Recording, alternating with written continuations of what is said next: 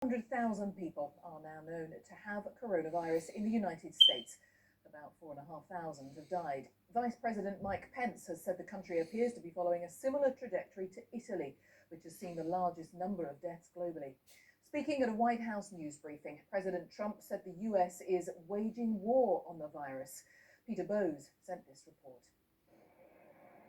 The new reality: drive-through testing for the coronavirus in Miami.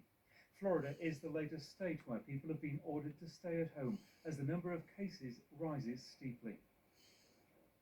New York City is still the epicenter of the outbreak in the US. Here, the restrictions on movement have been tightened further, with playgrounds shut down. Health workers in the city say they are completely overwhelmed as they fight the rapid spread of the virus. Hospitals are running out of medications. Some hospitals don't have protective gear for staff or family members of patients that come to the hospital. We're running out of medications, we're running out of equipment, and we're even running out of oxygen, which is something that patients that have COVID-19 need.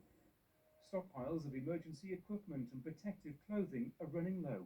There are reports the federal government and individual states are competing for supplies in a marketplace rife with profiteering and price gouging. America is also unusually on the receiving end of humanitarian aid from Russia.